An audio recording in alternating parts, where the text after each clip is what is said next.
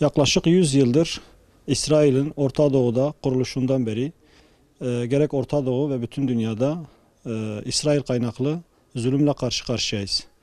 1917'de Filistin toprakları Osmanlı'nın elinden çıkıp İngilizlerin himayesine girdiği andan itibaren İngilizlerin desteği ve kontrolünde dünyanın her yerinden buraya Yahudiler yerleştirildi. Filistinliler zorla topraklarından göç ettirildi ve burada yasa dışı bir şekilde dünyanın hiçbir hukuk kuralları tanınmadan İsrail Devleti kuruldu. İsrail Devleti kurulduğundan beri İslam dünyasında huzur kalmadığı gibi bütün dünyaya zulüm hakim oldu.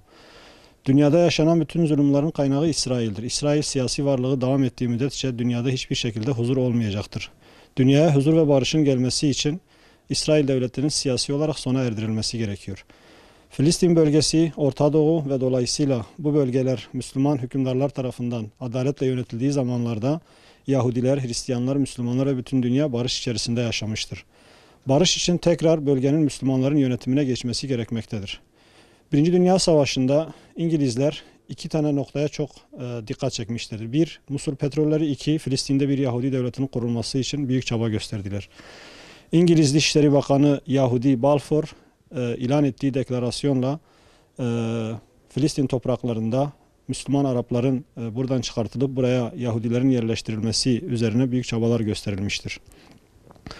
Osmanlı'nın bölgeden çekilmesi için birçok proje hazırlandı. Osmanlı bölgeden çekilmeyince Osmanlı'nın yıkılışına kadar getirilecek Birinci Dünya Savaşı çıkarıldı. Osmanlı Birinci Dünya Savaşı'nda Osmanlı ordusunda bulunan Alman komutanlar, Osmanlı yönetimini eline geçiren İttihat Terakki Cemiyeti üyeleri ve karşı cephede bulunan İngilizler üç taraftan amaç Filistin'de bir Yahudi devleti kurmak için çaba gösterdiler.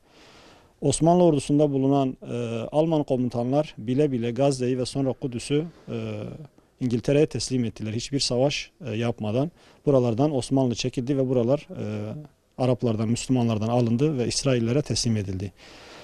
Filistinlilerin kendi rızasıyla toprak sattıkları iddiası tamamen yalandır. Böyle bir şey mümkün değildir. Zorla topraklarından çıkarılmışlardır. Ve bu Filistinlilere yapılan zulüm zaman içerisinde bütün bölgeye yayılmıştır. Bugün bölgemizde yaşanan savaşların altında İsrail'in parmağı vardır. Dünyada yaşanan bütün sorunlar, savaşlar, katliamlar, göçler, salgınların altında İsrail vardır.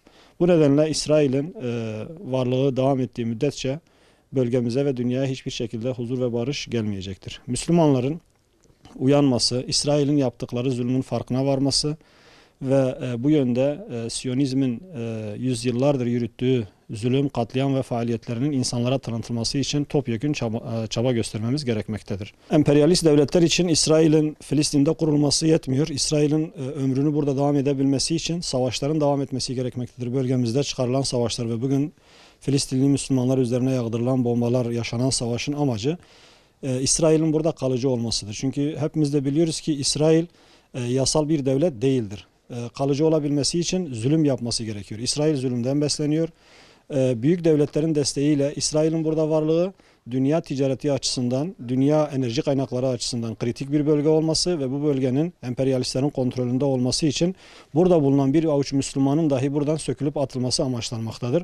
Onun için Müslümanların son kalesi olan Filistin'in, Gazze'nin, Kudüs'ün Müslümanların hakimiyetinde ve yönetimde olabilmesi için yoğun çaba göstermemiz gerekmektedir. Bu kalenin yıkılmaması için topyekün mücadele etmemiz lazım. Filistin'de yaşanan savaşta İsrail galip gelirse ve Müslümanlar yenilirse sıra diğer Müslümanlara gelecektir. Ürdün, Lübnan, Suriye ve en son Türkiye ve İran gibi bölgenin güçlü ülkeleri de İsrail'in hedefinde olacaktır. Bunun için bütün Müslümanların buraya odaklanması gerekiyor.